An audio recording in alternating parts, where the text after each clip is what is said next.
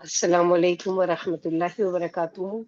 الحمد للہ رب العالمین، الصلاۃ والسلام علی اشرف الانبیاء والمرسلین۔ رب اشرح لی صدری ویسر لی امری واحلل عقدۃ من لسانی یفقهوا قولی۔ اللهم فقهنا فی الدین، اللهم فقهنا لما تحب وترضى، یا رب لک الحمد کما ینبغی لجلال بوجهک العظیم سلطانی۔ آج ہم پڑھنے لگے ہیں انشاءاللہ سورہ انعام آیت نمبر 145، جس میں اللہ سبحانہ وتعالیٰ نے کچھ چیزیں جو ہم لوگ پڑھ چکے ہیں سورہ بقرہ میں، اسی کو ریپیٹ کیا گیا ہے، اور کہاں کہاں قرآن میں آیا ہے اس کو میں لکھاؤں گی اور آپ لوگ لکھیں یاد سے، کہ آپ کو پتا ہوگا کہ ایک ہی طرح کی آیتیں کون سی سورے میں کون سی آیت میں اور کتنی مرتبہ آئی ہے۔ قُل لَا أَجِدُ مَا أُوحِيَ إِلَيَّ مُحَرَّمًا عَلَىٰ طَاعِمٍ يَطْعَمُهُ إِلَّا أَن يَكُونَ مَيْتَةً أَوْ دَمًا مَّسْفُوحًا۔ کہہ دیجیے آپ صلی اللہ علیہ وسلم، بتا دیجیے ان کو کہ جو وحی میری طرف آئی ہے اس میں تو مجھے کچھ بھی حرام نہیں ملتا جو کسی کھانے والے پر حرام کیا گیا ہو۔ ہاں، حرام کچھ چیزیں کی اللہ تعالیٰ نے، وہ کون سی چیزیں؟ نمبر 1 مردار، نمبر 2 بہتا ہوا خون، نمبر 3 خنزیر کا گوشت، جس پر اللہ کے سوا اور کسی کا نام لیا گیا ہو، اور یہ سب کام گندگی اور نافرمانی والے ہیں۔ فمن استر باغن ولا عادن، ہاں جو مجبور کر دیا گیا ہو، سرکشی کرنے والا نہ ہو اور عادی نہ بن جائے، یعنی عادت نہ پڑ جائے اس کی، تو بے شک آپ کا رب غفور الرحیم ہے۔ تو یہاں پر یہ سورہ بقرہ میں ایک مرتبہ آ چکی ہے یہ آیت، اور دوسری مرتبہ آ رہی ہے سورہ انعام میں۔ قُل لا اجد، یعنی کھانے والے کی تمام کھانے کی چیزیں حلال ہے سوائے کہ جو خود اللہ نے حرام کی ہے۔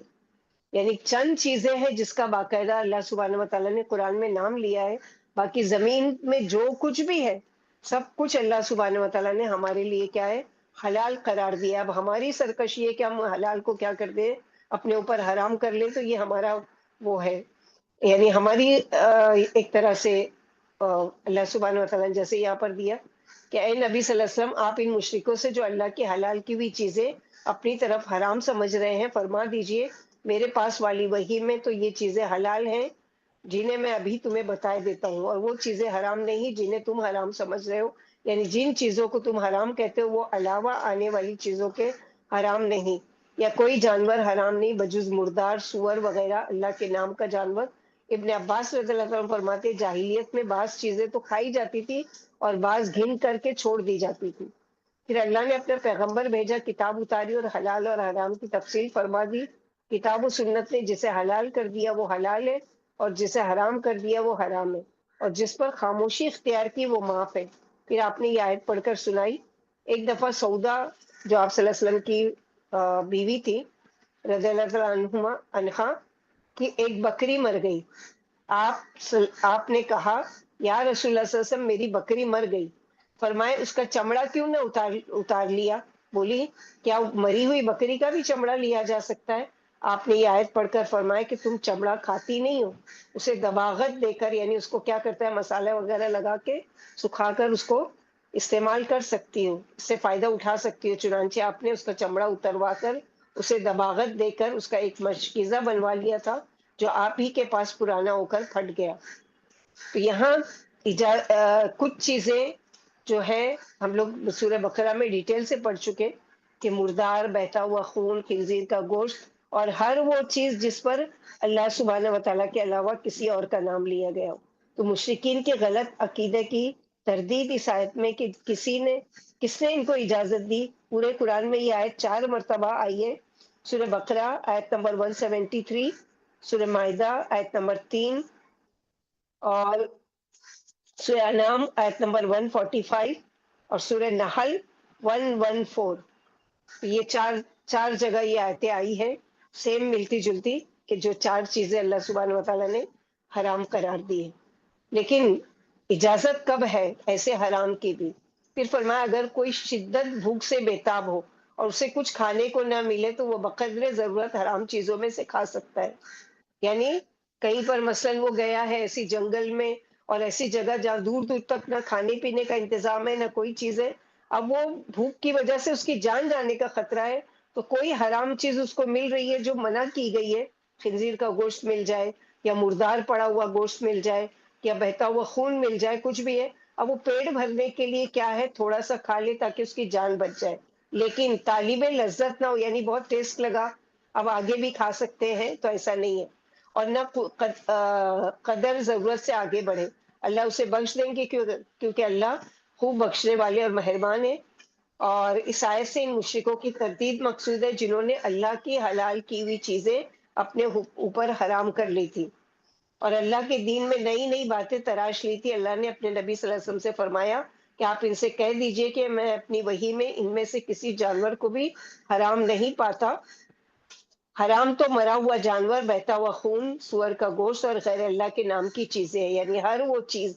اب ہمارے وہاں جیسے ہم لوگ سورہ بقرہ میں پڑھ چکے، مائدہ میں بھی پڑھ چکے کہ ہر چیز کے بارے میں تو احتیاط کرتے ہیں کہ کبھی ہمارے وہاں مردار نہیں کھایا جائے گا، کبھی خنزیر کا گوشت کھانا پسند نہیں کریں گے، کبھی بہتا ہوا خون پیالے میں بھر کے نہیں پئیں گے یا چولہے میں بھر کے۔ لیکن جو سب سے زیادہ اللہ تعالیٰ کو ناپسند ہے ان چاروں میں سے، یہ ایک ایک تین، یعنی چار ہے، چار میں سے تین کے علاوہ جو چوتھی چیز ہے اللہ تعالیٰ کو وہ سب سے زیادہ ناپسند ہے، وہ ہم بڑے شوق سے اور بڑے دھڑلے سے اور بغیر کسی ڈر کے کرتے ہیں۔ وہ ہے ہر وہ چیز جس پر اللہ سبحانہ و تعالیٰ کے علاوہ کسی کا نام لیا جائے۔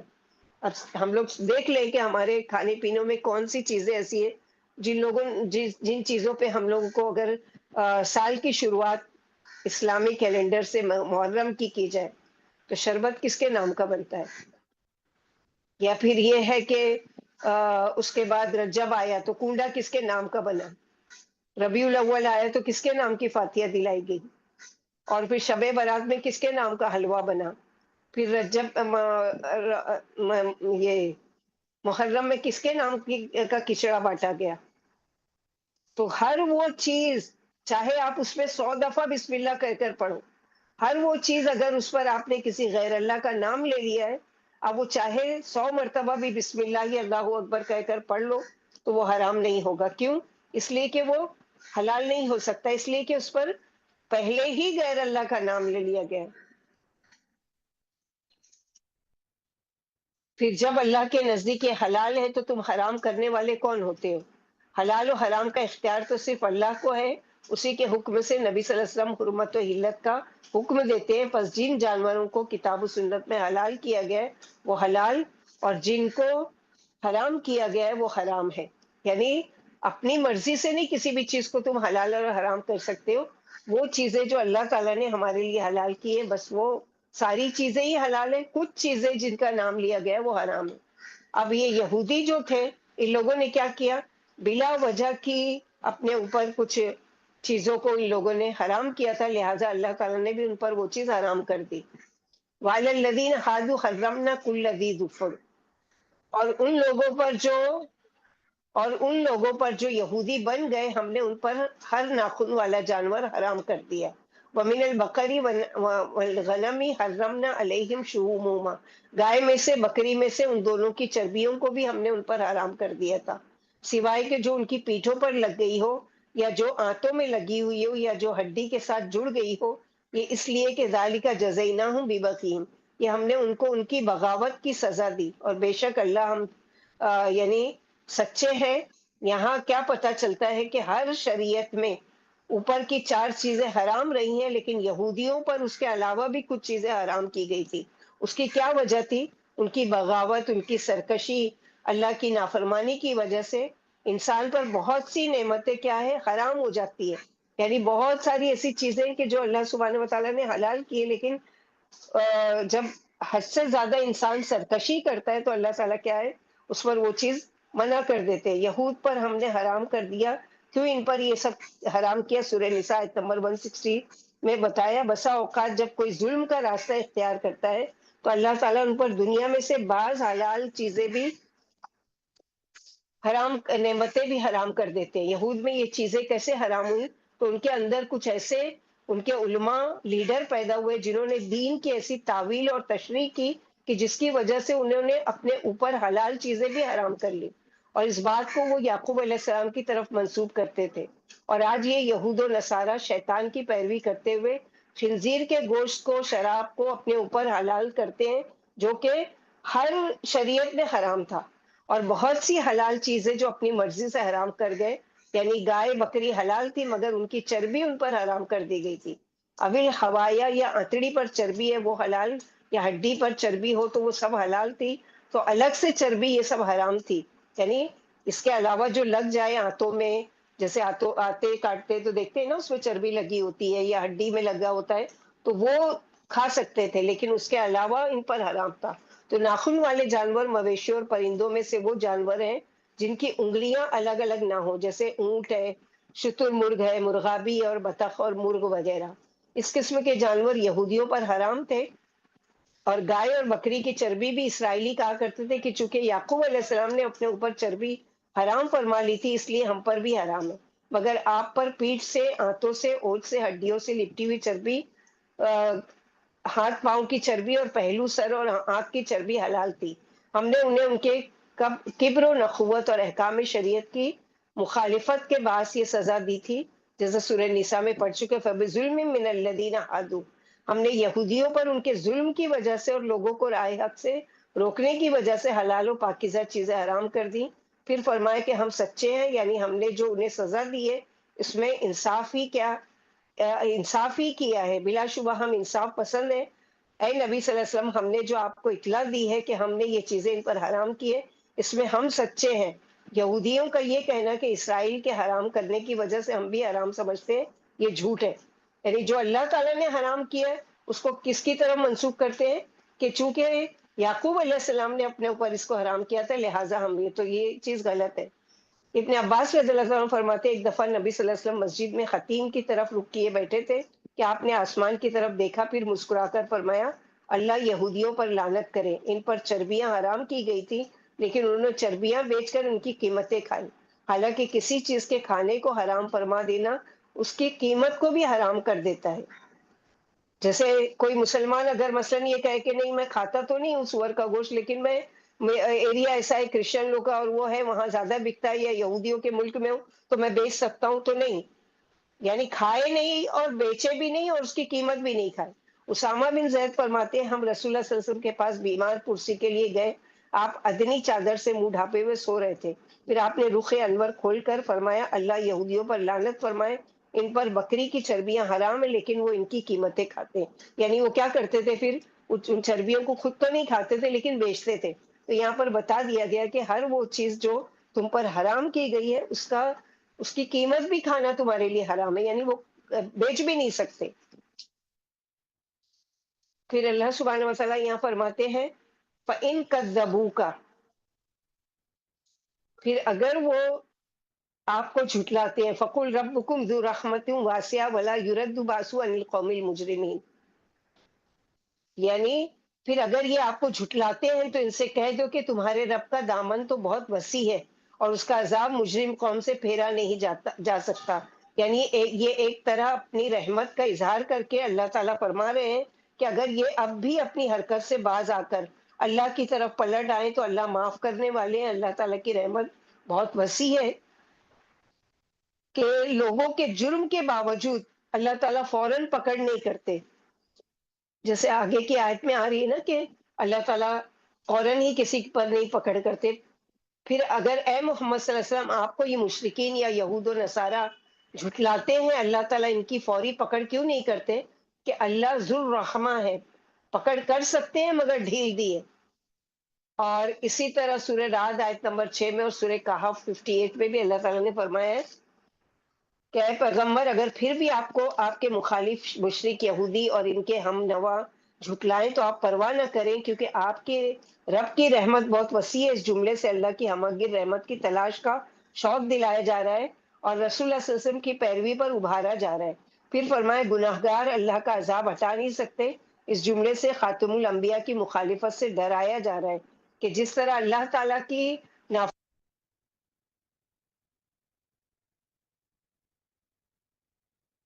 میں اسی طرح اللہ کے نبی صلی اللہ علیہ وسلم کو بھی جھٹلانا اسی طرح کا حکم ہے.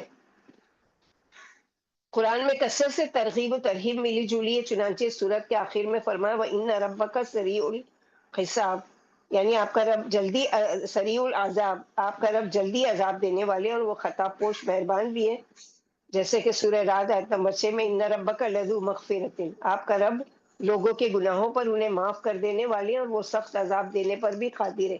یعنی جو کبیرہ سے کبیرہ گناہ، بڑے سے بڑا گناہ اگر لے کر آئے لیکن اللہ تعالیٰ سے معافی مانگے تو اللہ تعالیٰ کو پوری وسعت اور رحمت کے ساتھ وہ اپنے قریب پائے گا. لیکن شرط یہ ہے کہ اس کو اللہ کے سامنے جھکنا پڑے گا، اپنی سرکشی کو چھوڑنا پڑے گا، اللہ تعالیٰ سے اس کے لیے معافی مانگنا پڑے گا، چاہے کتنا بھی بڑا سے بڑا گناہ کیوں نہ ہو. کیونکہ اللہ سبحانہ و تعالیٰ نے جیسے سورہ فصلت میں فرمایا کہ الذین، وہ لوگ جنہوں نے اپنی جانوں پر ظلم کیا، کل للذین، یعنی وہ کہہ دیجئے ان لوگوں سے جنہوں نے اپنی جانوں پر ظلم کیا، لا تقنطوا من رحمت اللہ، اللہ کی رحمت سے مایوس نہیں ہو. ان اللہ یغفر الذنوب جميعا، بے شک اللہ ہر گناہ کو معاف کرنے کے لیے تیار ہے. زمین سے لے کے آسمان تک گناہ لے کر آؤ گے معاف کریں گے، لیکن اس میں شرط یہ کہ شرک نہیں ہو، سرکشی نہیں ہو، عادی نہیں ہو، شرمندگی ہو، اللہ تعالیٰ کی طرف پلٹنے کا جذبہ ہو، معافی مانگنا ہو اور جھکنے کی وہ ہو، اکڑ نہیں پھر کہ ہاں میں کیوں معافی مانگوں اور میں تو صحیح ہوں اور میں کوئی غلط کام تو نہیں کر رہا ہوں، تو پھر ایسوں کو کی معافی نہیں ہے. سيقول الذين اشركوا لو شاء الله ما اشركنا ولا اباؤنا ولا حرمنا من شيء كذلك كذب الذين من قبلهم حتى ذاقوا، القریب کہیں گے وہ لوگ جنہوں نے شرک کیا اگر اللہ چاہتے تو ہم شرک نہ کرتے، یعنی شرک بھی کرتے اور دادا گیری بھی. یہ یعنی کہ ہم اگر اللہ کر کے اللہ تعالیٰ پر الزام، یہ بھی ہمارے ہاں کچھ کم نہیں ہے. نماز نہیں پڑھتے اور کہتے کہ اللہ چاہیں گے تو ہم پڑھ لیں گے، وہی نہیں چاہتے کہ ہم پڑھیں اپنی غلطی پر. اپنی ہر غلطی کا ذمہ دار کس کو ٹھہراتے ہیں؟ اللہ تعالیٰ کو. تو وہی مشرکوں کا جواب کہ اللہ چاہتے تو نہ ہم شرک کرتے، نہ ہمارے باپ دادا کرتے، نہ ہم کسی چیز کو حرام ٹھہراتے. کذالک کذب الذین من قبلہم، اسی طرح جھٹلایا ان لوگوں نے جو ان سے پہلے تھے، یہاں تک کہ انہوں نے ہمارے عذاب کا مزہ چکھ لیا. یعنی قوم عاد اور سمود نے یہی جرم کیے تھے، اللہ نے ان کو کیے کی سزا دے ڈالی. تو سورہ جو انعام ہے وہ کیا ہے؟ مکی صورت ہے. تو ان کو ان کی غلطیاں بتائی جا رہی ہے کہ عنقریب کہیں گے وہ لوگ جنہوں نے شرک کیا، جو مشرک ہیں، سیدھی سی اللہ تعالیٰ کی بات ماننے کی بجائے کیا کہتے تھے؟ اگر اللہ تعالیٰ چاہتے تو ہم شرک نہیں کرتے، ہم ان مویشیوں کو بتوں کو کی طرف منسوب نہیں کرتے. چونکہ اللہ تعالیٰ ہی نے ہم کو ہدایت نہیں دی ہے تو اس میں ہمارا کیا قصور ہے؟ تو ہمارے معاشرے میں بھی اتنے سارے لوگ جو بھی کر رہے ہیں، ہمارے وہاں یہی حجت کی جاتی ہے نا، کیا اتنے سارے لوگ جو کر رہے ہیں کیا وہ غلط ہے؟ تو یہاں اسلام میں زیادہ کرنے والوں کی وجہ سے صحیح ہونا دلیل نہیں ہے، بلکہ اگر 100 میں سے 99 لوگ بغیر دلیل کے کوئی عمل کر رہے ہیں اور صرف ایک ہے جو شرعی دلیل پر عمل کر رہا ہے، تو اللہ کے یہاں اس کی ایک نیکی، ایک کی نیکی اللہ تعالیٰ کے یہاں قابل قبول ہے. تو ان مشرکوں نے اپنے غلط کام کے لیے ایک حجت پیش کرتے تھے کہ اگر ہم غلط تھے تو اللہ تعالیٰ نے ہماری پکڑ کیوں نہیں کی، یا پکڑ کیوں نہیں لیتے، ہم کو روک لیتے. جب اللہ نے ہماری پکڑ ہی نہیں کی تو ہم نے سمجھا کہ اللہ ہم سے راضی ہے اور ہم اس پر ڈٹ گئے. اور ولا آباؤنا ولا حرمنا من شیء، اور نہ ہمارے آبا و اجداد نہ حرام ٹھہراتے کسی بھی چیز کو. یہ جو بخیرہ، صاحبہ، بھوتا کے نام پر جانوروں کو چھوڑ رکھا تھا، تو یہ اتنا عام ہو گیا کہ سبھی نے اس کو مان لیا، تو ہم نے کیا سمجھا کہ یہ سب صحیح ہے. تو اسی طرح اللہ سبحانہ و تعالیٰ فرماتے کذالک کذب الذین من قبلہم، اسی طرح جھٹلایا ان لوگوں نے جو ان سے پہلے تھے. ان مشرکوں سے پہلے جو قوم تھی انہوں نے بھی جھٹلایا تھا اپنے رسولوں کو. حتی ذاقوا باسنا، یہاں تک کہ انہوں نے چکھا ہمارا عذاب. یعنی یہ شرک اگر اللہ کا پسندیدہ مذہب تھا تو اللہ نے ان پر عذاب کیوں نہیں بھیجا؟ قوم نوح کو کیوں پانی میں غرق کیا اور کیوں یہ ساری قومیں ہلاک کی گئی؟ اسی وجہ سے تو کہ جس طرح آج تم یعنی وہ کر رہے ہو. تو ایک مغالطے کا بیان ہے جسے مشرک شرک کے اور حلال چیزوں کو حرام کرنے کے ثبوت میں پیش کیا کرتے تھے. ہمارے شرک کا اور حلال چیزوں کو حرام کرنے کا حال اللہ کو خوب معلوم ہے، اور وہ ہمارے خیالات بدلنے پر بھی خوب قادر ہے. ہمارے دلوں میں ایمان کی کرنیں جگمگا دے اور ہمیں کفر و شرک کرنے ہی نہ دے، لیکن پھر بھی وہ ہمارے عقیدے نہیں بدلتا. اس سے معلوم ہوتا ہے کہ جو کچھ ہو رہا ہے اسی کے ارادے سے ہو رہا ہے، اور وہ کفر شرک سے راضی ہے. اگر وہ چاہتے تو نہ صرف ہم بلکہ ہمارے باپ دادا بھی شرک نہیں کرتے. اسی مغالطے کا ان آیتوں یعنی سورہ زخرف آیت نمبر 20 میں بھی فرمایا اللہ تعالیٰ نے وقالوا لو شاء الرحمن ما عبدناہم، بلکہ ہمارے باپ بولے اگر رحمان چاہتے تو ہم بتوں کی عبادت نہ کرتے. اسی طرح سورہ نحل آیت نمبر 35 میں لو شاء اللہ ما عبدنا من دونہ من شیء، اگر اللہ چاہتے تو ہم اس کے سوا کسی چیز کی عبادت نہیں کرتے. پہلے کافروں نے بھی ایسی ہی حرکتیں کی تھی. اس میں بیان ہے اللہ نے فرمایا اسی مغالطے سے پہلے لوگ گمراہ ہوئے تھے. یہ گمراہ کن مغالطہ یعنی غلط فہمی، اگر تمہاری یہ بات صحیح ہوتی تو اللہ لوگوں پر عذاب بھیج کر انہیں غارت نہیں کرتے اور پیغمبروں کے نہ ماننے پر اور کفر و شرک پر ان سے دردناک انتقام نہ لیتے. اچھا اگر تمہارے پاس اس بات کی کوئی دلیل ہے کہ ہمارے شرک سے اللہ خوش ہے تو لاؤ کوئی دلیل. نہیں تم گمان پرست ہو، گندے عقائد رکھتے ہو اور اللہ پر جھوٹ بول رہے ہو. شرک پر قدرت اللہ کی رضا کی دلیل ہے. پہلے کافروں نے بھی یہی کہہ کر رسولوں کی بات نہیں مانی تھی اور کہا تھا کہ ہم بتوں کی اس لیے عبادت کرتے ہیں کہ یہ ہمیں اللہ سے ملا دیں گے، حالانکہ اللہ سے ملانے کی ان میں قدرت بھی نہیں. ملانا تو رہا درکنار، یہ تو سن بھی نہیں سکتے. یعنی جن کو تم پکارتے ہو یہ تو تمہاری کوئی بات سن ہی نہیں سکتے، تو کہاں سے تمہاری بات کا جواب دیں گے. تو اللہ سبحانہ وتعالیٰ ہر غلط عقیدہ جو ہے وہ اس کی تردید کر رہے ہیں. قل فللہ الحجۃ البالغہ فلو شاء لہداکم اجمعین، کہہ دیجئے اللہ کے لیے حجت پہنچی ہوئی، اگر وہ چاہتا تم سب کو ہدایت دے دیتا. یعنی کہہ دیجئے بس اللہ کے لیے حجت پہنچی ہوئی، دل تک پہنچی ہوئی، حقیقت تو انتہا کو پہنچی ہوئی. یعنی تمہارے مقابلے میں اللہ ہی کی حجت غالب ہے. دھاک رضی اللہ تعالیٰ عنہ کہتے ہیں جو اللہ کی نافرمانی کرتا ہے اس کے پاس اس کی کوئی دلیل نہیں ہوتی. ہاں اللہ کے پاس اپنے ان نافرمان بندوں کے خلاف بہت سے دلائل موجود ہیں اور سب سے بڑی دلیل قرآن ہے. اب کوئی کہہ ہی نہیں سکتا کہ کل قیامت کے دن کہ میں نے پڑھا ہی نہیں تھا یا پڑھ تو لیا تھا مگر میری مجبوری تھی اس لیے میں ان باتوں کی پیروی نہیں کر سکا. جیسے ہے نا کہ خود کو تو بدلتے ہی نہیں، قرآن کو بدل دیتے ہیں. یعنی خود کو تو نہیں اپنے آپ کو چینج کیے لیکن قرآن میں اپنی مرضی سے تحریف اور اپنی مرضی سے اس کے معنی کو چینج کر دیا. تو ہدایت و گمراہی کی تقسیم میں بھی بڑی زبردست حکمت کار فرمائے. اگر اللہ کو منظور ہوتا تو تم سب کو ہدایت پر لے آتے، مگر کسی کو ہدایت دینا اور کسی کو نہ دینا رب کی حکمت کی کار فرمائی ہے. اگرچہ سارے کام اللہ ہی کے ارادے سے ہوتے ہیں مگر اللہ ایمان و توحید سے راضی ہے اور کفر و شرک سے ناراض ہے. معلوم ہو کہ ہدایت و دلالت میں بھی اس کی زبردست حکمت اور مکمل حجت کار فرما ہے. سورہ انعام آیت نمبر 38 میں ہم لوگ پڑھ چکے وَلَوْ شَاءَ اللَّهُ لَجَمَعَهُمْ، اگر اللہ تعالیٰ چاہتے تو تم سب مشرکوں کو ہدایت پر جمع کر دیتے.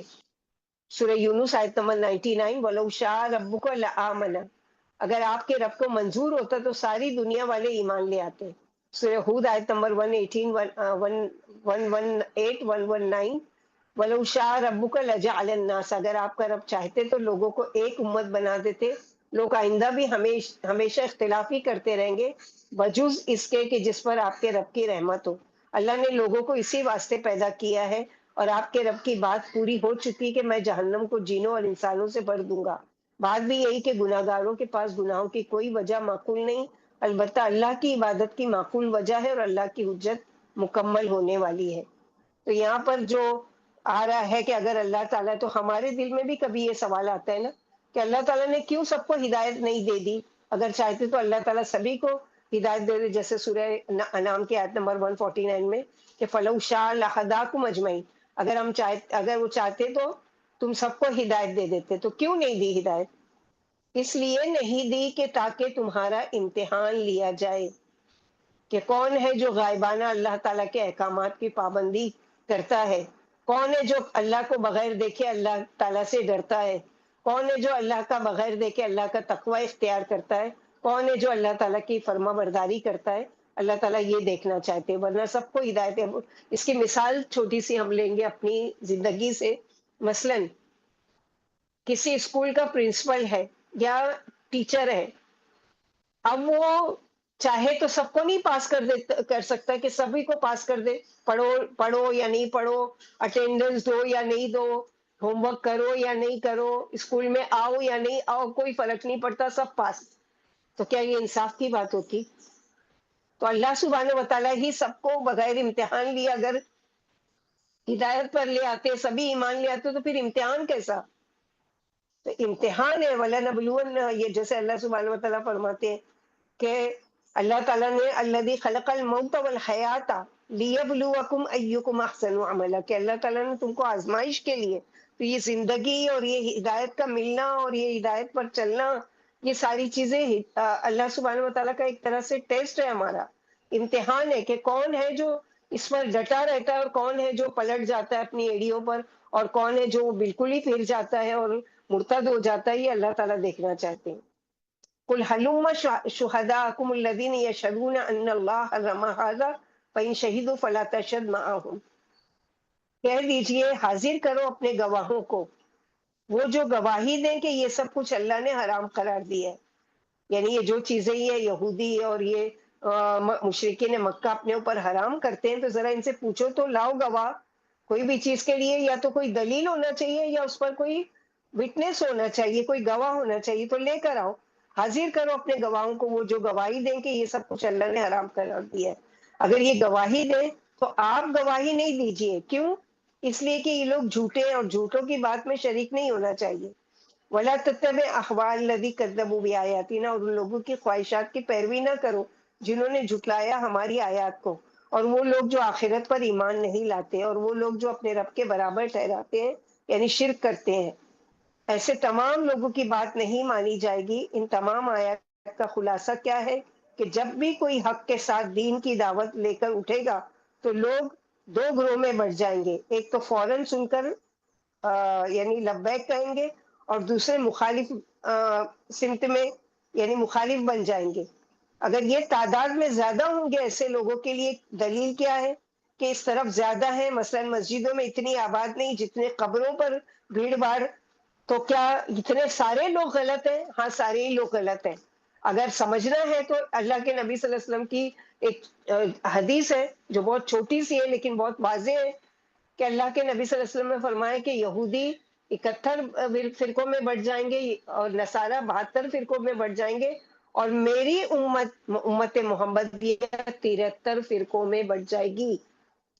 ان 73 فرقوں میں سے صرف ایک جنت میں جائے گا، باقی 72 جہنم میں جائیں گے۔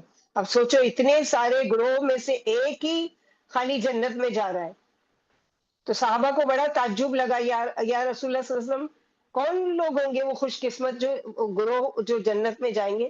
تو آپ صلی اللہ علیہ وسلم نے فرمایا ما انا علیہ واصحابی، جس پر میں اور میرے صحابہ کرام ہے، صرف ایک وہ فرقہ جنت میں جائے گا، چاہے کہ وہ کوانٹٹی میں تھوڑا ہو۔ ایک طرف 72 فرقہ ہے، ایک طرف ایک فرقہ ہے، تو زیادہ کون سا ہے اور کم کون سا ہے؟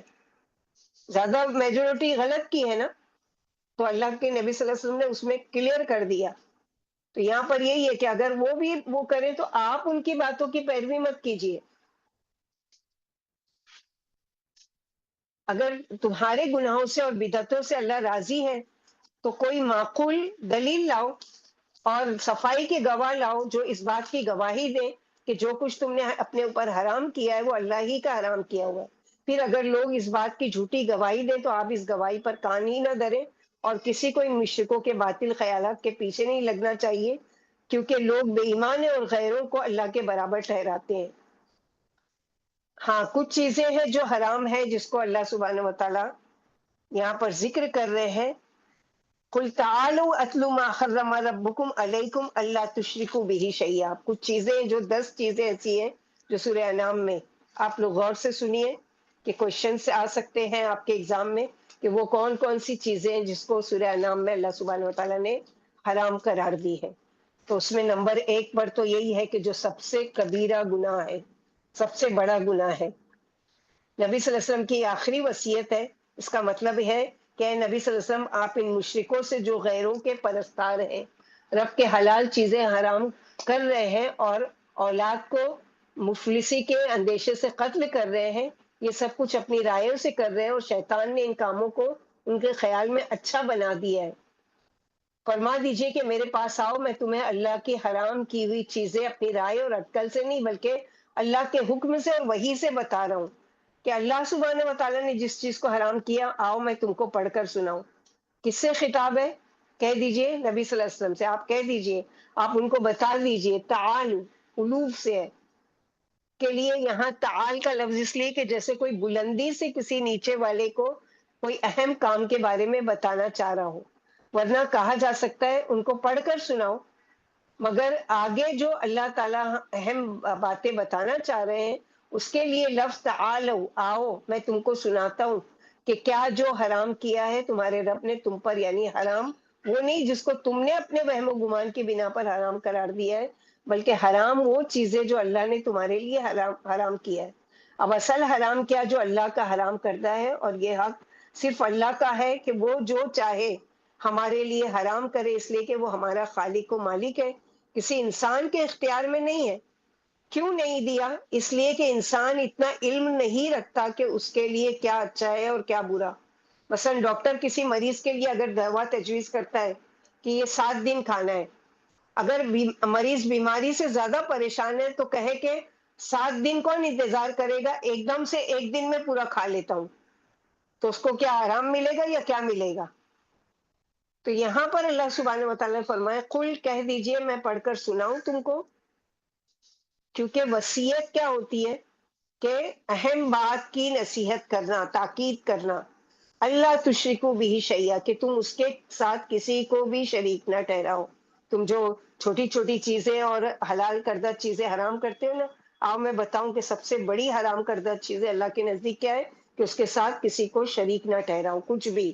کوئی چیز سے کیا مراد؟ اس سے مراد صرف لکڑی یا پتھر نہیں ہے، اس سے مراد ہر وہ چیز جو اللہ کے برابر آ جائے، اللہ کے سوا کسی کا بھی بڑائی کا تصور نہ ہو، اللہ سے بڑھ کر کوئی بڑا نہ ہو، جس کا اظہار نماز کے ہر رکعت میں ہر بار ہم کرتے ہیں اللہ اکبر کہہ کر۔ توحید کا سب سے پہلا اعلان ہر چیز سے بڑا اپنے ماں باپ، رسم و رواج، رشتہ دار، خود اپنی خواہشات، اپنے بچے، اپنے گھر والوں، سب سے بڑے کون ہیں؟ اللہ سبحانہ و تعالیٰ۔ تو ان سب کے وقت کنفیوز ہونے کی بجائے کہ کس کو بڑا مانوں، تو یہاں پر بتا دیا گیا کہ جو بڑا ہے اس کی ماننی ہے۔ لوگوں کی ٹالی جا سکتی ہے، اللہ کی بات نہیں ٹالی جا سکتی ہے۔ کوئی یہ چیز ایسی قابل بھروسہ نہ ہو جیسی اللہ کی ذات پر ہے، یعنی لوگوں کو جن کو آپ بڑا بنا رہے ہو، وہ ہو سکتا ہے کہ آپ کو دھوکہ بھی دیں، ہو سکتا ہے کہ آپ کے ساتھ چیٹنگ بھی کریں، لیکن اللہ سبحانہ و تعالیٰ کی ذات پر بھروسہ کرو گے تو کبھی بھی وہاں سے کوئی ایسا سوال ہی نہیں پیدا ہوتا ہے کہ اس کی وجہ سے یعنی تمہارا کوئی نقصان ہوگا۔ وعلی اللہ فلیتوکل المتوکلون، بھروسہ کرنے والوں کو اللہ کی ذات پر بھروسہ کرنا چاہیے۔ ہم کس پر بھروسہ کرتے ہیں؟ فلاں میرا یہ کام کر دے گا، فلاں سے میرا یہ کام ہو جائے گا۔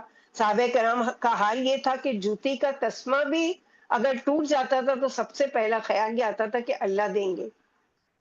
کیا غم ہے، کیا ہمارے دل میں ایسا خیال آتا ہے کہ یہ میرا جو نقصان ہوا اللہ خبیر و علیم کے علم میں ہے، وہ اس جیسا یا اس سے بہتر دیں گے؟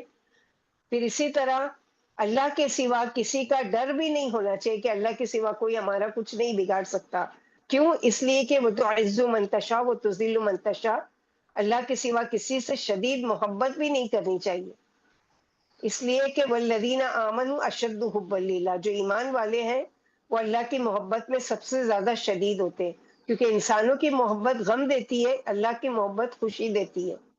پھر اسی طرح اللہ کا ذکر اتنا یعنی اتنا ذکر کرنا چاہیے کہ اس کے علاوہ کسی اور کی یاد اور ذکر بڑھنے نہ پائے، کیونکہ اللہ کے ذکر کے لیے نہ کوئی جگہ کی محتاجگی ہے، نہ وقت کی پابندی ہے کہ ایک انسان مجبور کر دیا جائے کہ کچھ نہیں کر سکتا تو وہ کم از کم دل ہی دل میں اللہ کو یاد تو کر ہی سکتا ہے۔ جیسے امام سراخسی کا واقعہ ہے کہ ان کو نوجوانی کی عمر میں جیل میں ڈال دیا گیا، کسی حق گوئی کی سزا میں قید کر دیا گیا، اور قید بھی کہاں کیا گیا؟ اندھے کنویں میں۔ پرانے زمانے میں قیدیوں کے لیے ایک بڑی سزا تھی کہ جو کنواں خشک ہو جاتا تھا اس میں قیدی کو ڈال دیا جاتا تھا۔ وہ اللہ کے بندے وہاں جا کر بھی پریشان نہیں ہوئے، ان کا حلقہ درس بہت وسیع تھا، بہت سے طالب علم ان کے تھے جن کو وہ پڑھاتے تھے، انہوں نے یہ طریقہ نکالا کہ کنویں میں سے درس دیتے اور شاگرد کنویں کی منڈیر پر بیٹھ کر لکھتے رہتے تھے۔ یہ تاریخی سچا واقعہ ہے۔ اس طرح انہوں نے شاگردوں کے ذریعے کتابیں لکھوائیں۔ 44 اور 46 سال کی عمر میں فوت ہو گئے، مگر ان کی کتابیں آج بھی موجود ہیں، جس سے بڑے بڑے عالم فائدہ اٹھا رہے ہیں۔ ہم اس جگہ پر اپنے آپ کو دیکھیں کہ کس طرح معمولی معمولی وجہ سے ہم کیا کرتے ہیں، اللہ کے دین سیکھنے سے روکتی ہے۔ دعا کرو اللہ تعالیٰ دل میں اپنے دین کے لیے سچی محبت اور تڑپ پیدا کر دے۔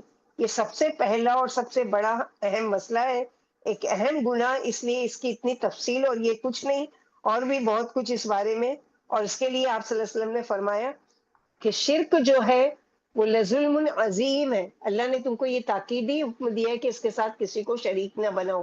اس آیت کے آخر میں فرمایا اللہ نے ان تمام باتوں کا تاکیدی حکم دیا ہے تاکہ تم غور کرو۔ ایک حدیث میں جو توحید پر مر گیا وہ جنتی ہے۔ نبی صلی اللہ علیہ وسلم نے فرمایا اللہ کے ساتھ کسی کو شریک نہ کرو، اگرچہ تمہارے ٹکڑے ٹکڑے کر دیے جائے، تمہیں تختہ دار پر لٹکا دیا جائے اور تمہیں جلا دیا جائے۔ عبادہ بن ثابت فرماتے ہیں ہمیں آپ نے 7 باتوں کا تاکیدی حکم فرمایا کہ خبردار اللہ کے ساتھ کسی کو چیز کو شریک نہ کرنا، خواہ تم کو جلا دیا جائے، تمہارا قیمہ بنا دیا جائے اور تمہیں پھانسی دے دی جائے۔ تو شرک اتنا کبیرہ گناہ ہے کہ اللہ تعالیٰ نے تمام کبیرہ گناہوں کے ٹاپ پر جسے رکھا ہے وہ کیا ہے کہ شرک ہے، جو اللہ تعالیٰ کو ہرگز بھی پسند نہیں۔ تو اللہ تعالیٰ یہاں پر یہ فرما رہے ہیں کہ سب سے پہلے تاکیدی وصیت کہ اللہ تشرکو بھی شیئا۔ سیکنڈ وصیت کیا ہے، وبالوالدین احسانا، اور والدین کے ساتھ حسن سلوک۔ شرک کے فوراً بعد والدین کا سورہ بقرہ میں بھی پڑھ چکے، آل عمران میں بھی کہ وَإِذْ أَخَذْنَا مِيثَاقَ بَنِي إِسْرَائِيلَ لَا تَعْبُدُونَ إِلَّا اللَّهَ وَبِالْوَالِدَيْنِ إِحْسَانًا۔ جہاں بھی اللہ تعالیٰ کا حق کی بات آئے گی نا، وہاں ساتھ ہی والدین کا حق، اتنی بڑی چیز ہے۔ یہ نہیں کہا کہ رسول کی اطاعت کرو، وہ بھی ہے، لیکن جہاں اللہ تعالیٰ کے حقوق کی بات آتی ہے وہیں ساتھ میں کیا ہے، والدین کا، اور والدین کے ساتھ حسن سلوک۔ شرک کے فوراً بعد والدین کی نافرمانی حرام کی اللہ نے، اور قرآن میں کئی جگہ پر اللہ کے حق کے فوراً بعد والدین کے حق کی بات ہے، جیسے سورہ بقرہ میں پڑھ چکے، اور اسی طرح سورہ لقمان میں وَوَصَّى رَبِّكَ أَلَّا تَعْبُدُوا إِلَّا إِيَّاهُ وَبِالْوَالِدَيْنِ إِحْسَانًا، کہ وصیت کرتے ہیں تیرے رب کہ اس کے ساتھ کسی کو شریک نہیں کرنا اور والدین کے ساتھ حسن سلوک کرنا، اور خاص طور پر ماں کے، ایک بچے کی پیدائش میں سب سے زیادہ ماں کو تکلیف اٹھانی پڑتی ہے، اس لیے نبی صلی اللہ علیہ وسلم نے فرمایا اللہ نے تم پر ماؤں کی نافرمانی حرام کر دی ہے، اور کتنا بڑا گناہ ہے۔ ایک صحابی کی موت کے وقت لکڑی جمع کی گئی ہے، آپ سب کو یہ واقعہ معلوم ہوگا نا، کہ ایک صحابی ہے مثلاً، ان کی موت کا جب وقت آیا تو بڑی تکلیف ان کو ہو رہی ہے، اور ان کی یعنی آسانی سے جان نہیں نکل رہی ہے، تو اللہ کے نبی صلی اللہ علیہ وسلم کو خبر دی گئی کہ یا رسول اللہ آپ کے ایک صحابی ہے، ان کی ایسی ایسی حالت ہے، سکرات کی حالت میں۔ تو اللہ کے نبی صلی اللہ علیہ وسلم آئے ان کی عادت کے لیے اور کہا کہ کوئی ہے جو ایسا جو دنیا میں جو آپ سے ناراض ہے، جس سے آپ کو معافی مانگنا چاہیے، تو کہا کہ ہاں میری ماں مجھ سے ناراض ہے۔ ماں کو بلایا گیا، کہا کہ آپ اس سے ناراض، بولے ہاں میں اس سے بہت ناراض ہوں۔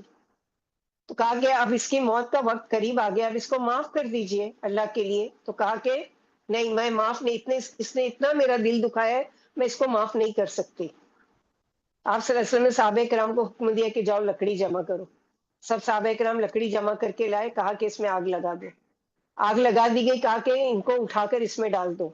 جب ڈالنے لگے تو وہ ماں کہتی کہ نہیں نہیں نہیں نہیں، میں اپنے بچے کو، بھلے سے اس نے میری کتنی بھی میرے دل دکھایا، کتنی نافرمانی کی، میں ہرگز بھی نہیں اس کو، یعنی یہ وہ ایسی حالت میں دیکھ سکتی، میں اس کو معاف کرتی ہوں۔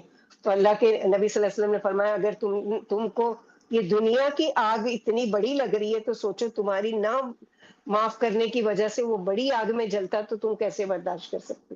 تو والدین کے ساتھ حسن سلوک کوئی معمولی وہ نہیں ہے، معمولی نیکی نہیں ہے، اور ان کے ساتھ بدسلوکی کوئی معمولی گناہ نہیں ہے۔ پھر فرمایا کہ تمہارے رب نے تم کو ماں باپ کے ساتھ احسان کا حکم فرمایا جیسے سورہ اسراء آیت نمبر 23 وَقَضَىٰ رَبُّكَ أَلَّا تَعْبُدُوا إِلَّا إِيَّاهُ، آپ کے رب نے حکم دیا کہ اس کے علاوہ کسی اور کی عبادت نہ کرو اور ماں باپ سے حسن سلوک سے پیش آؤ۔ سورہ لقمان میں بھی یہی وصینا الانسان بوالدیہ، تو تو میرا اور ماں باپ کا شکر ادا کر، تجھے میرے پاس ہی لوٹ کر آنا ہے۔ اگر وہ تجھ پر اس بات کا دباؤ ڈالیں کہ تو ماں باپ کی ہر جگہ بات ماننا ہے، سوائے کہاں پر کہ اگر وہ شرک کا یا اللہ تعالیٰ کی نافرمانی کا حکم دے رہے ہیں تو پھر ان کی بات نہیں ماننا ہے۔ اس کے علاوہ ان کے ساتھ اچھی طرح سے زندگی بسر کر، ان لوگوں کی راہ کی پیروی کر جو میری طرف متوجہ ہے، پھر تم سب کو میری ہی طرف لوٹ کر آنا ہے، میں تمہارے عملوں کی خبر دوں گا، یعنی جزا و سزا دوں گا۔ اس آیت میں ماں باپ کے ساتھ اس نے سلوک کا حکم ہے، اگرچہ وہ مشرک ہو۔ یہاں پر تو جو ماں باپ مشرک بھی ہیں تو ان کے ساتھ اچھا سلوک، تو ماں باپ جو ایمان والے ہیں تو ان کے ساتھ کتنا زیادہ کرنے کا حکم دیا گیا ہوگا۔ اور اسی طرح ابن مسعود رضی اللہ عنہ فرماتے ہیں، میں نے رسول اللہ صلی اللہ علیہ وسلم سے پوچھا کون سا عمل سب سے زیادہ افضل ہے؟ فرمائے وقت پر نماز پڑھنا۔ پھر پوچھا کون سا؟ فرمائے ماں باپ کے ساتھ نیکی کرنا۔ میں نے پوچھا پھر کون سا؟ فرمایا اللہ کی راہ میں جہاد کرنا۔ فرماتے آپ نے مجھ کو یہی 3 باتیں بتائی، اگر میں اور پوچھتا تو اور بتا دیتے۔ پھر تیسرا گناہ کیا ہے؟ وَلَا تَقْتُلُوا أَوْلَادَكُم مِّنْ إِمْلَاقٍ نَحْنُ نَرْزُقُكُمْ وَإِيَّاهُمْ۔ یہ تیسرا گناہ کہ نہ قتل کرو اپنی اولاد کو مفلسی کے ڈر سے، غربت کے ڈر سے، تنگ دستی کی وجہ سے۔ نحن نرزقکم وإیاہم، ہم تمہیں بھی رزق دیتے ہیں اور انہیں بھی۔ تو ایسا سنگین جرم ہے کہ جس کی سزا قتل نفس کی ہے، خصوصاً بھوکا ہونے کے ڈر سے، جو تم کو کھلا رہا ہے وہی ان کو بھی کھلائے گا۔ جیسے بہت سارے ہم لوگوں کو پیپر میں خبریں ملتی ہیں نا کہ ماں نے اسپتال میں بچے کو چھوڑ کر چلی گئی، یا کچھ کچرے کے ڈھیر میں پھینک دیا گیا، تو یہ سب کیا وجہ ہے؟ یعنی یہ اولاد کا قتل الگ الگ معاشرے میں الگ طرح سے، غریب تو اپنی غریبی کے ڈر سے ابورشن کرواتے ہیں یا پیدا کرنے کے بعد مار ڈالتے ہیں، امیر الٹرا ساؤنڈ کروا کر یہ دیکھتے ہیں کہ لڑکی ہے تو ابورشن کروا لیا۔ جیسے کہ ایک واقعہ کسی نے بتایا کہ اس کی پہلے 3 بیٹی تھی اور الٹرا ساؤنڈ سے پتا چلا کہ چوتھی بھی لڑکی ہے، تو ابورشن کرا دیا۔ معلوم ہوا 4-5 مہینے کا وہ لڑکا تھا۔ دوسری مرتبہ جب پیدائش ہوئی تو 2 جڑواں بیٹیاں پیدا ہوئی۔ یہ ہے اللہ کا قانون، یعنی کتنا مقابلہ کرو گے اللہ کی دی ہوئی نعمت کا۔ تو یہاں پر بتایا گیا کہ یہ بھی قتل نفس ہے۔ جیسے کہ جہالت کے زمانے میں، جاہلیت کے زمانے میں لوگ کیا کرتے تھے، اپنی زندہ درگور بیٹیوں کو جا کر دفن کر دیا کرتے تھے نا۔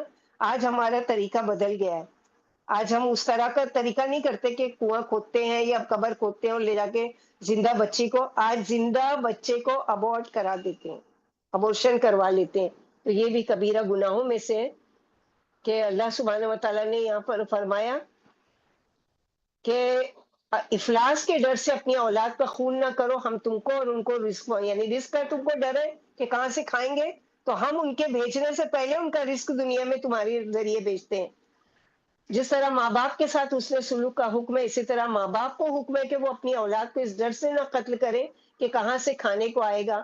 جاہلیت میں لڑکیوں کو شرم آر سے اور لڑکوں کو فقر و افلاس کے ڈر سے مار ڈالا کرتے تھے۔ اسی وجہ سے جب ابن مسعود نے رسول اللہ صلی اللہ علیہ وسلم سے پوچھا کہ کون سا گناہ سب سے بڑا ہے، تو آپ نے فرمایا کہ اپنے خالق کے ساتھ غیروں کو شریک ٹھہرانا۔ پوچھا پھر کون سا؟ فرمایا اپنی اولاد کو اس ڈر سے کہ وہ تمہارے ساتھ کھائے گی مار ڈالنا۔ پوچھا پھر کون سا؟ فرمایا اپنے ساتھ کسی غیر کو شریک نہیں کرتے اور ناحق اسے قتل نہیں کرتے جس کا قتل اللہ نے حرام فرما دیا، اور زنا نہیں کرتے۔ چوتھا گناہ کیا ہے کہ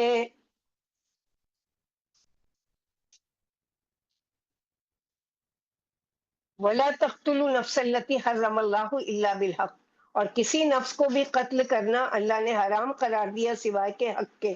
وہ حق کیا ہے؟ کون سی صورت میں قتل کرنا جائز ہے؟ وہ دیکھتے ہیں ہم لوگ کہ یہاں پر جو بتایا گیا کہ پھر فرمایا آپ فرما لیجئے میرے رب نے چھپی کھلی ہر طرح کی بے حیائی کے کام کو، گناہ کو اور ناحق ظلم و جور کو حرام قرار دیا۔ اس کو بھی کہ اللہ کے ساتھ شریک کرو جس کی اس نے کوئی دلیل نہیں اتاری، اس کو بھی اللہ پر جھوٹ بولو جس نے تم سے نا آشنا ہو، اور اس کی تفسیر یعنی یہ تیسرا یہ ہے بے حیائی کا، سوری، چوتھا ہے کہ کسی قتل کو نفس کو قتل نہیں کرنا ہے. چوتھا ہے پانچواں شرک کا پہلا ہے ماں باپ کے ساتھ، اس میں دوسرا ہے اپنی اولاد کو قتل کرنا، تیسرا ہے، چوتھا یہ ہے کہ ولا تقربوا الفواحش ما ظہر منها وما بطن، اور بے حیائی کے قریب بھی مت جاؤ. فحاشی کا کوئی کام، برائی کا کوئی کام اس کے قریب بھی نہ جاؤ، خواہ وہ ظاہر ہو یا چھپا ہو. یعنی اعلانیہ طور پہ بھی نہ کرو، اور کہیں چھپ کر بھی موقع ملے تو نہیں کرو. کیوں؟ فحش کام انسان کب کرتا ہے؟ جب اس کے دل سے حیا ختم ہو جاتی ہے. اور حیا کے بارے میں نبی صلی اللہ علیہ وسلم نے فرمایا حیا ایمان میں سے ایک حصہ ہے. حیا سراسر بھلائی ہے. اگر تم میں حیا نہیں تو جو چاہو کرو. حیا اور ایمان دونوں ساتھی ہیں، اگر ایک کو ہٹا دیا جائے تو دوسرا خود ہی چلا جاتا ہے. جہاں حیا نہیں وہاں ایمان نہیں. نبی صلی اللہ علیہ وسلم نے فرمایا کہ اس کے قریب بھی نہ جاؤ، یعنی بے حیائی کے کام کو کرنے دور کی بات ہے، اس کے قریب بھی نہیں جاؤ. تو ممکن ہے کہ اگر تم قریب جاؤ گے تو حرام میں پڑ جاؤ گے. یعنی مثلاً مثال کے طور پر آج کے دور میں تو بہت سوشل میڈیا بہت زیادہ ایڈوانس ہو چکا ہے کہ مثلاً کسی نے آپ کے فون پر ریکویسٹ بھیجی کہ فرینڈ شپ کی. اب آپ کہو گے کہ اس میں کیا حرج ہے، کسی سے فرینڈ شپ ہے، آپ نے دیکھا ہی بھی نہیں کہ لڑکی ہے لڑکا ہے کوئی بھی، اس کی ریکویسٹ کیا ہے، ایکسپٹ کر لی. اب وہ آگے بڑھتا ہے، اچھا ٹھیک ہے، پھر پتا چلتا ہے آج کل تو یہ بھی نہیں کہ تو آپ لڑکی سمجھ کر اس کو کر رہے اور چیٹنگ کر رہے کہ وہ لڑکا ہو. یہ بھی بہت عام بات ہو گئی ہے. تو یہ شروعات کہاں سے ہوئی؟ پہلے اس ایکسپٹ کرنے کی، قریب گئے آپ بے حیائی کے، اور آگے بڑھتے بڑھتے کہاں تک پہنچ گئے؟ ملاقات، اور ملاقات سے حرام دوستی، حرام کام، اور حرام سے پھر حرام میں پڑ گئے اس طرح سے. تو اللہ سبحانہ و تعالیٰ نے پہلے ہی اسٹیج پر روک دیا، اس کے قریب بھی نہیں جانا جو حرام کی طرف ڈالنے والے گناہ ہیں. تو کھلی چھپی، یعنی پھر فرمایا آپ فرما دیجئے میرے رب نے چھپی کھلی ہر طرح کی بے حیائی کے کام کو، گناہ کو اور ناحق ظلم و جور کو حرام قرار دیا. اس کو بھی کہ اللہ کے ساتھ شرک کرو جس کی اس نے کوئی دلیل نہیں اتاری، اور اس کو بھی اللہ پر جھوٹ بولے جس سے تم ناآشنا ہو. نبی صلی اللہ علیہ وسلم نے فرمایا اللہ سے زیادہ کوئی غیرت مند نہیں، اسی وجہ سے اس نے تم پر چھپی کھلی ہر قسم کی بے حیائی حرام قرار دی ہے. یعنی چھپ کس سے سکتے ہو؟ جبکہ ہوا معکم اینما کنتم، تم جہاں کہیں بھی ہو اللہ سبحانہ و تعالیٰ تمہارے ساتھ ہے. تو چھپ کر جا کہاں سکتے ہو؟ چھپ کر تم کچھ کام کر ہی کیسے سکتے ہو کہ اللہ سبحانہ و تعالیٰ کو تو سب تمہارے اگلے پچھلے اندر باہر ہر چیز کا گناہ کا پتہ ہے. تو یہاں پر بتایا کہ قریب بھی نہ جاؤ. پانچواں یہاں پر جو جرم ہے وہ کیا ہے؟ وَلَا تَقْتُلُوا النَّفْسَ الَّتِي حَرَّمَ اللَّهُ إِلَّا بِالْحَقِّ.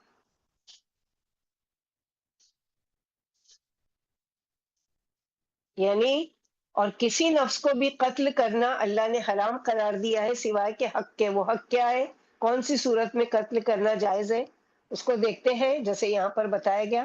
پھر فرمایا کسی شخص کو ناحق قتل نہ کرو، کیونکہ کسی کا ناحق قتل اللہ نے حرام قرار دیا. اگرچہ ظاہر و باطن والی بے حیائیوں میں ناحق قتل بھی ہے، مگر اسے خاص طور سے اس لیے علیحدہ بیان کیا گیا کہ یہ حکم موقد ہے، یعنی تاکیدی کی جا رہی ہے اس چیز کی.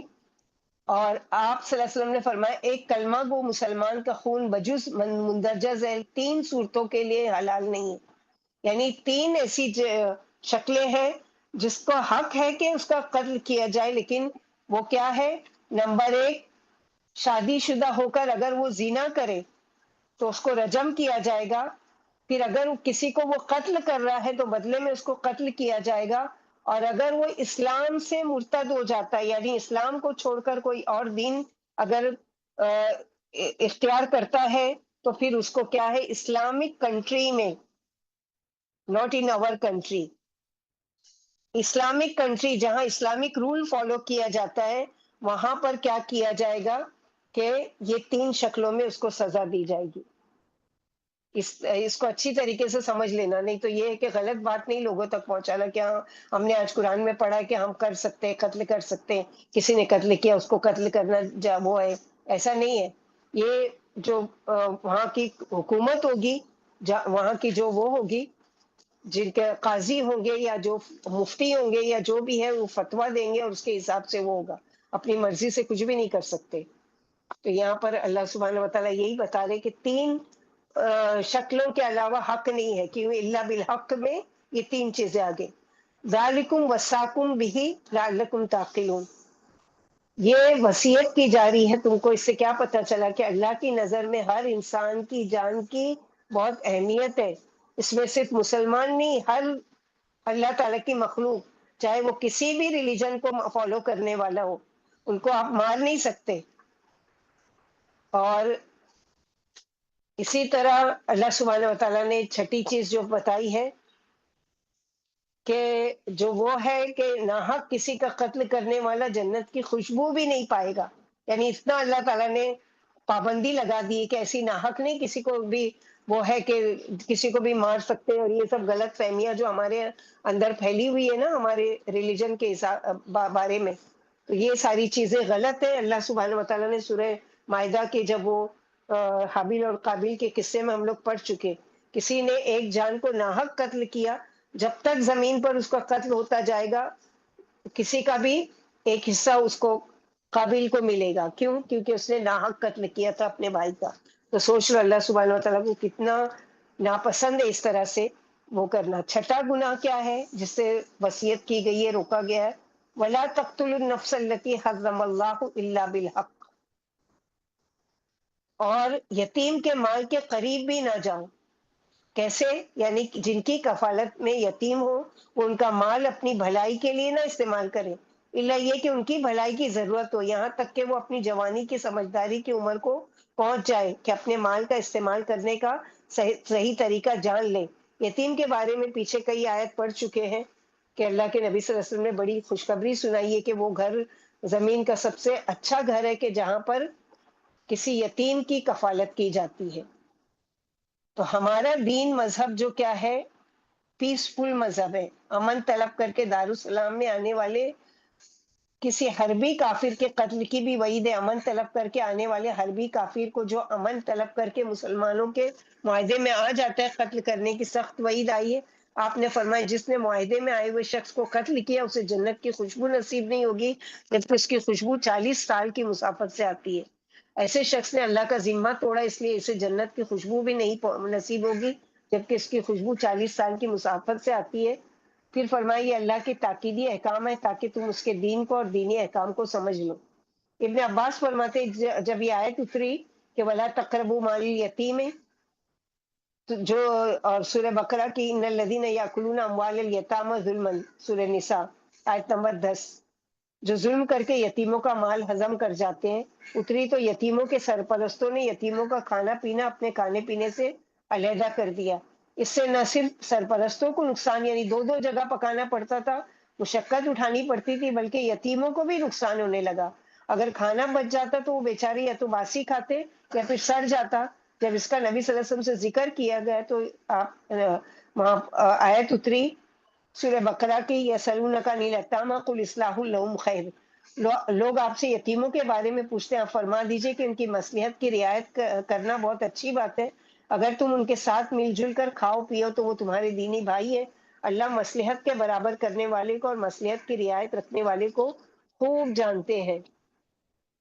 اتری اس کے بعد لوگوں نے یتیموں کے کھانے پینے کو اپنے کھانے میں ملا لیا، یہ حکم یتیموں کی بلوغت تک ہے، یعنی جب تک وہ جوان ہو جائیں گے تو پھر کیا ہوگا، اب وہ یتیم نہیں رہے بلکہ ان کا مال ان کے سپرد کر دیا جائے گا، وہ اس کے مالک ہیں، اب وہ جیسا چاہے اس کے ساتھ وہ کریں گے۔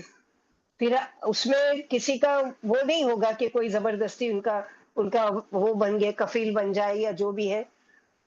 اور کیا ہے ساتویں چیز، وَأَوْفُوا الْكَيْلَ وَالْمِيزَانَ بِالْقِسْطِ لَا نُكَلِّفُ نَفْسًا إِلَّا وُسْعَهَا، اور پورا کرو ناپ اور تول کو انصاف کے ساتھ۔ نبی صلی اللہ علیہ وسلم نے فرمایا اللہ اس شخص پر رحم کرے جو بیچنے کے وقت بھی نرم ہو کہ حق سے زیادہ دے اور خریدنے کے وقت بھی نرم ہو کہ حق سے زیادہ نہ لے۔ سورہ مطففین اس بارے میں پوری اتر چکی ہے، اپنے لیے اور دوسروں کے لیے ایک ہی پیمانہ ہو۔ ہمارا حال تو ایسا نہیں کہ پڑوسی کے ساتھ دے تو یعنی دے تو لے تو بھر بھر کر لے اور واپس لوٹائے تو کمی کرے، تو ایسا نہیں ہونا چاہیے، بلکہ انصاف کے ساتھ کسی کے ساتھ بھی اگر کچھ کر رہے ہیں تو اس کے ساتھ کیا ہے کہ ناپ تول میں انصاف مد نظر رکھو اور لیتے اور دیتے وقت پورا پورا تولو اور ناپو۔ چنانچہ کم تولنے اور ناپنے کے بارے میں فرمایا وَيْلٌ لِّلْمُطَفِّفِينَ، کم تولنے والوں کے لیے سخت خرابی ہے، جو لوگوں سے لیتے وقت پورا پورا لیتے ہیں اور جب انہیں ناپ یا تول کر دیتے ہیں تو کمی کرتے ہیں۔ کیا ان لوگوں کو اس بات کا یقین نہیں ہے کہ یہ ایک بڑے دن کے لیے اٹھائے جائیں گے جب لوگ رب العالمین کے سامنے کھڑے ہوں گے؟ اللہ نے ایک قوم کو اسی وجہ سے تباہ کر دیا تھا، ان میں یہی عیب تھا۔ کون سی تھی وہ قوم؟ کسی کو پتہ ہے؟ ناپ تول میں کمی کی وجہ سے ایک قوم تھی جس کو اللہ تعالیٰ نے ہلاک کیا تھا، شعیب علیہ السلام کی قوم تھی نا باجی۔ شعیب علیہ السلام کی قوم۔ ایک دفعہ نبی صلی اللہ علیہ وسلم نے ناپنے اور تولنے والوں سے فرمایا کہ تمہارے ہاتھ میں وہ کام ہے جس کی وجہ سے تم سے پہلی ایک قوم تباہ کی گئی۔ اور اللہ تعالیٰ نے جو فرمایا لا نکلف نفسا الا وسعها، کسی طاقت کو سے زیادہ کسی نفس کو ہم طاقت سے زیادہ کسی پر بوجھ نہیں ڈالتے۔ مثلا ایک شخص خود فقیر ہے، اس سے یہ نہیں پوچھا جائے گا کہ تم نے زکوٰۃ کیوں نہیں دی۔ ایک شخص بیمار ہے، اس سے یہ نہیں پوچھا جائے گا روزے کیوں نہیں رکھے تھے۔ ایک شخص کسی شرعی عذر یا تکلیف کی بنا پر کھڑے ہو کر نماز نہیں پڑھ سکتا، اس سے یہ نہیں پوچھا جائے گا کہ بیٹھ کر کیوں پڑھی۔ کیوں جائے گا؟ پوچھا جائے گا تو کیا کہ جب وہ بالکل ہی نہ پڑھے۔ تو ایسے مواقع پر یہ یاد رکھنا چاہیے کہ اللہ تعالیٰ نے جو بھی احکام نازل کیے ہیں وہ ایسے ہیں کہ جن کو آسانی سے کیا جا سکتا ہے، مگر انسان اگر خود نہ کرنا چاہے اور حجت بازی کرے تو یہ الگ چیز ہے۔ تو یہاں پر یہی بتایا گیا، فرمایا ہم کسی پر اس کی طاقت سے زیادہ بوجھ نہیں ڈالتے۔ یعنی اگر کسی نے لینے دینے میں پوری احتیاط سے کام لیا مگر پھر بھی بھول چوک کی وجہ سے کسی کے لین دین میں کمی رہ گئی تو اللہ تعالیٰ معاف کریں گے۔ آپ صلی اللہ علیہ وسلم نے فرمایا جس نے اپنے ہاتھ سے پورا پورا ناپا اور تولا اور اللہ اس کی صحت نیت سے خوب واقف ہے تو کوتاہی پر اس کی پکڑ نہیں ہوگی۔ یعنی پھر بھی کمی رہ گئی، مثلا اس نے تو اپنی طرف جو وزن کا برابر کیا لیکن اب وہ کہیں اور کرا رہا ہے تو اس میں کچھ کمی ہو گئی، تو یہ اس پر اس کو پکڑ نہیں، کیونکہ اس نے اپنی طرف سے پورا پورا انصاف کے ساتھ کام کیا۔ اسی طرح اسی لیے آگے کی آیت وَإِذَا قُلْتُمْ فَعْدِلُوا وَلَوْ كَانَ ذَا قُرْبَىٰ، اور جب بات کرو تو انصاف کی بات کرو، چاہے کہ وہ تمہارا قریبی رشتہ دار ہی کیوں نہ ہو۔ یہ کیوں کہا گیا ہے؟ اس لیے کہ زندگی میں بہت سے مواقع ایسے ہوتے ہیں کہ انسان کو سچ کا ساتھ دینے کے لیے اپنے قریبی کے خلاف بھی گواہی دینی پڑتی ہے۔ ایسے موقع پر اللہ تعالیٰ کا پسندیدہ طریقہ کیا ہے کہ وہ بات زبان سے نکالی جائے جو عدل و انصاف والی ہو۔ بعض مرتبہ دشمن ہی کیوں نہ ہو سامنے، اگر وہ مجرم نہیں ہے تو اس کے لیے بھی حق کی گواہی دو۔ اپنے بچوں کی غلطی بھی ہو، ہم کو صحیح لگتی ہے، یعنی بعض دفعہ ہوتا ہے نا پڑوس میں جھگڑے کیوں ہوتے ہیں؟ زیادہ تر بچوں کی وجہ سے، اس کے بچے نے اس کو مارا۔ اب آپ کو اچھی طریقے سے پتا ہے کہ آپ کے بچے کی عادت ہے کہ اس کو مارنے کی عادت ہے تو اسی نے مارا ہوگا، تو آپ کہیں گے نہیں نہیں اس نے نہیں مارا ہوگا، وہ مارا ہے۔ تو یہ آپ نے کیا کیا کہ جو انصاف کی بات کرنا چاہیے تھا، چاہے کہ آپ کا بچہ تھا، لیکن وہ کرنا چاہیے کہ خود معذرت کر لیتے کہ ہاں ٹھیک ہے کوئی بات نہیں، میرا ہی بچہ ایسا ہے، میں ایکسیپٹ کرتی ہوں اور اس کو میں سمجھاؤں گی یا وہ کروں گی۔ ہم کیا کرتے ہیں اور ان کی طرفداری کر کے ان کو شیر بنا دیتے ہیں کہ ہاں جاؤ مار سکتے ہو اور تم کیا ڈرپوک ہو اور تم کیا چھوٹے ہو، پتہ نہیں کیسی کیسی غلط تربیت ماں باپ دیتے ہیں۔ پھر فرمایا انصاف سے گواہی دو اگرچہ تمہارے رشتہ داروں کے خلاف ہی کیوں نہ پڑتی ہو۔ دوسری آیت میں جیسے سورہ مائدہ آیت نمبر 8 میں پڑھ چکے، یا ایھا الذین آمنوا کونوا قوامین للہ شہداء، اے ایمان والو اللہ کے لیے پوری پوری پابندی کرنے والے اور انصاف سے گواہی دینے والے ہو جاؤ۔ اس میں بھی یہی حکم ہے، اللہ کا حکم ہے کہ قول و فعل میں اپنے پرائے پر انصاف سے کام لینا چاہیے اور ہر وقت ہر ایک کے ساتھ ہر حال میں انصاف مد نظر رکھنا چاہیے۔ پھر فرمایا اللہ سے کیے ہوئے عہد پورے کرو، یعنی اس کے احکام بجا لاؤ، ممنوعات سے بچتے رہو اور کتاب و سنت پر عمل کرتے رہو، یہی اللہ کا عہد پورا کرنا ہے۔ اللہ نے تمہیں انہی باتوں کا تاکیدی حکم فرما دیا ہے تاکہ تم نصیحت قبول کر لو اور برے کاموں سے باز آ جاؤ۔ تو یہاں پر اللہ سبحانہ وتعالیٰ نے کہ یہ کس کا ہے؟ وَبِعَهْدِ اللَّهِ أَوْفُوا، یہ جو عہد لیا جا رہا ہے یہ 10 باتوں کا، یہ اللہ تعالیٰ کا عہد ہے، یہ اللہ تعالیٰ کا وعدہ ہے اور پورا کرنا تمہارے اوپر وہ ہے۔ ذَلِكُمْ وَصَّاكُمْ بِهِ لَعَلَّكُمْ تَذَكَّرُونَ، ان باتوں کی اللہ نے تمہیں ہدایت کی ہے، وصیت کی ہے، تاکید کی ہے شاید کہ تم نصیحت قبول کرو۔ یہ اللہ کی تاکید ہے کہ بات مان لو، یہ وصیت کی اہمیت کہ اللہ کا حکم ہے تو اللہ کا حکم نہیں مانو گے۔ وَأَنَّ هَذَا صِرَاطِي مُسْتَقِيمًا فَاتَّبِعُوهُ وَلَا تَتَّبِعُوا السُّبُلَ فَتَفَرَّقَ بِكُمْ عَنْ سَبِيلِهِ ذَلِكُمْ وَصَّاكُمْ بِهِ لَعَلَّكُمْ تَتَّقُونَ. بار بار وصیت، بار بار تاکیدی، یعنی کمپلسری ہے یہ کرنا. اور بے شک میرا یہ راستہ سیدھا راستہ ہے، بس اس کی پیروی کرو. یعنی یہ احکامات جو اوپر گزرے ہیں ان کی پیروی کرنا ہوگی. اس لیے نہیں سنائے جا رہے ہیں کہ 10 باتیں ہیں اور بہت سے راستوں کی پیروی نہ کرو، پھر وہ تم کو اصل راستے سے دور چلے جائیں گے، لے جائیں گے. سیدھے راستے سے الگ ہونے والے بہت سے راستے کون سے ہیں؟ مثلا سیدھا راستہ کیا ہے کہ جو اللہ نے حکم دیا اس کو آسانی سے بغیر چوں چرا کے قبول کر لو. لیکن جب ہم نہیں کرنا چاہتے اور مین میخ نکالتے ہیں، وہ اصل راستے سے بھی ہٹا دیتے ہیں اور مشکلیں بھی پیدا کر دیتے ہیں. دین میں حجت بازی، بنی اسرائیل کی طرح بے وجہ کے سوال، تاکہ اصل حکم نہ ماننا پڑے. کیونکہ وہ کام ہم کرنا نہیں چاہتے، اگر کرنا چاہتے تو کتنی بھی مشکل ہو وہ کام ہم کر جاتے ہیں. لیکن جس کام کو نہیں، بچوں کی دیکھیں نا، کوئی کام نہیں کرنا ہو، اچھا کوئی چیز لے آؤ، مثلاً ان کو کہیں گے کہ کوئی سامان، ابھی دکان بند ہوئے گی، ابھی دھوپ ہے بہت تیز ہے، ارے اتنا دور چل کر کون جائے گا، اور یہ وہ. تو اس کو وہ چیز نہیں ماننا ہے کہ ٹھیک ہے، ایک بات نہیں کہے گا کہ نہیں میں نہیں جاؤں گا یا میں نہیں کروں گا. وہ یہ ساری باتیں تو ہمارے وہ بھی کہ ہم یہ کیوں نہیں مانتے، نماز اس لیے نہیں پڑھ پاتی ہوں کہ بچہ چھوٹا پیشاب کر دیتا ہے، اور میرے یہاں اتنے کام کرنے ہوتے ہیں، باتھ روم بھی دھونا پڑتا ہے، یہ بھی اس کی وجہ سے میرے کپڑے گندے ہو جاتے ہیں، اب کیسے ناپاکی میں نماز ہوگی، یہ ہوگی. دنیا کی بہانے. سیدھا سے بولو کہ مجھے پڑھنی ہی نہیں ہے، یہ نہیں کہیں گے، کان گھوم پھر کے پکڑیں گے، سیدھا نہیں پکڑیں گے. تو یہاں پر اللہ تعالیٰ کہے کہ اللہ کی بات آ گئی اور تم نہیں مانو گے، کیسے پھر کہتے ہو کہ تم سیدھے راستے پہ ہو؟ تو یہاں پر یہی بتایا جا رہا ہے، ذالکم وصاکم بہ لعلکم تتقون. یہ باتیں ان کی تم کو تاکید کی جاتی ہے تاکہ تم متقی ہو جاؤ. یعنی ان احکامات پر عمل کرو گے تو تقوی حاصل ہوگا، تقوی ہوگا تو جنت ملے گی، کیونکہ اللہ کا قرب تقوی والوں کے لیے. اور ان کی صفات یہ ہے کہ صراط مستقیم کی مثال جیسے کہ اللہ تعالیٰ نے دی ہے یہاں پر اس آیت میں، اور قرآن کی اس جیسی دیگر تمام آیتوں میں تمام مسلمانوں کو جماعت بندی کا اور اتحاد و اتفاق کا حکم ہے، اور بدنظمی اور اختلاف کی ممانعت ہے. اور بتا دیا گیا کہ پہلے لوگ ریاکاری اور اللہ کے دین میں اختلاف پیدا کرنے ہی کی وجہ سے تباہ ہوئے تھے. ابن مسعود رضی اللہ عنہ فرماتے ایک دفعہ نبی صلی اللہ علیہ وسلم نے اپنے ہاتھ مبارک سے خط کھینچ کر فرمایا کہ یہ اللہ کی سیدھی راہ ہے. پھر اس کے دائیں بائیں کئی لائن کھینچ کر، خطوط کھینچ کر فرمایا ان راہوں میں سے ہر ایک راستے پر شیطان کھڑا ہے جو لوگوں کو اس راہ پر بلاتا ہے. پھر آپ نے اس آیت کی تلاوت فرمائی.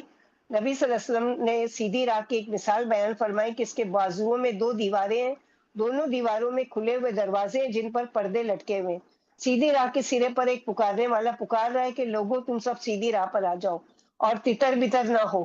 اس راہ کے درمیان بھی ایک شخص کھڑا ہے. جب کوئی شخص کسی دروازے کے پردے کو اٹھانا چاہتا ہے تو وہ شخص کہتا ہے نیک وقت پردہ نہ اٹھا، کیونکہ اگر تو پردہ اٹھائے گا تو اندر بھی چلا جائے گا. بس سیدھی راہ اسلام ہے، اور اس کی پہلوی دیواریں اللہ کی حدیں ہیں، اور کھلے ہوئے دروازے حق تعالیٰ کی حرام کی ہوئی چیزیں ہیں.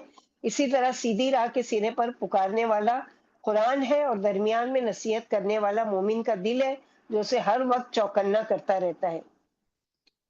آخری آیت آج کی دوسرے رکوع کی، ثم آتینا موسیٰ الکتاب تماما علی الذی احسن وتفصیلا لکل شیء وہدی ورحمۃ لعلہم بلقاء ربہم یؤمنون.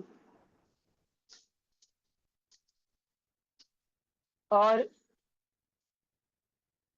پھر دی ہم نے موسیٰ علیہ السلام کو کتاب پورا کرنے کو، نعمت کی تکمیل کو اس شخص پر جو اچھا کرنا چاہے، جو احسان کے ساتھ کرنا چاہے. رب کی ملاقات پر ایمان سے کیا مراد ہے کہ اللہ کے سامنے اپنے آپ کو جواب کے لیے تیار سمجھنا.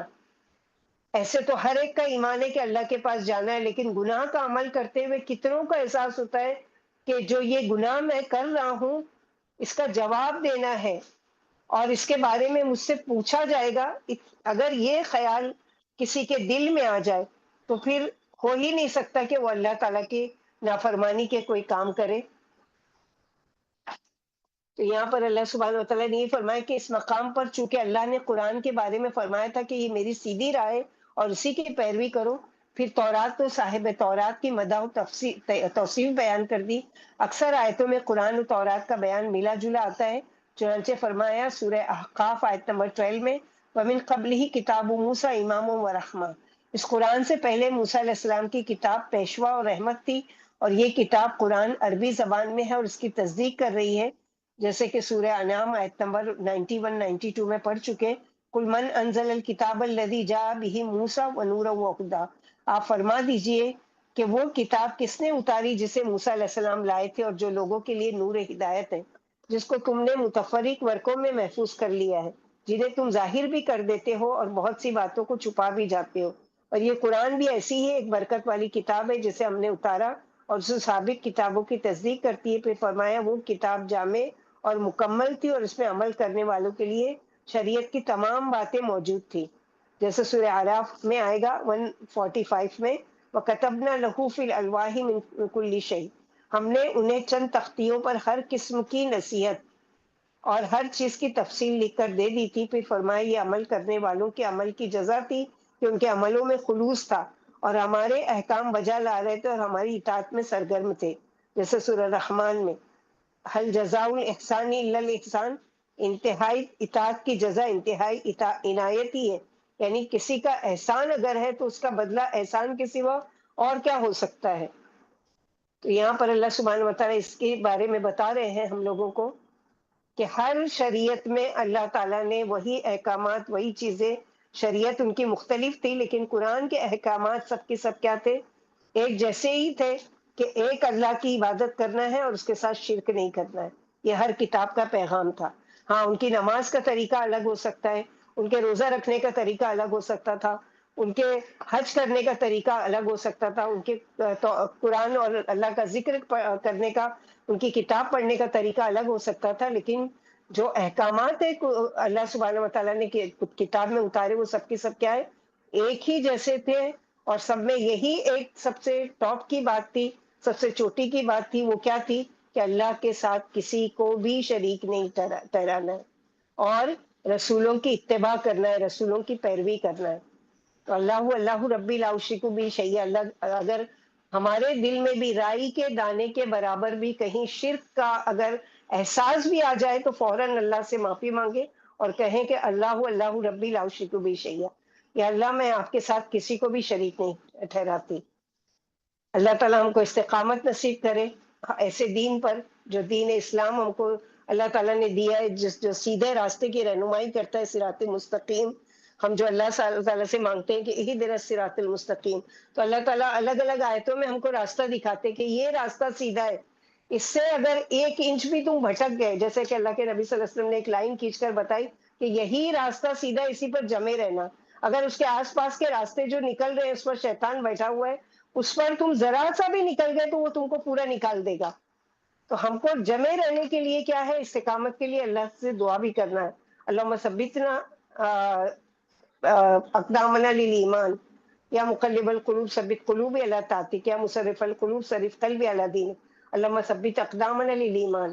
یہ ساری دعائیں مانگتے رہنا چاہیے ہمیشگی کے لیے۔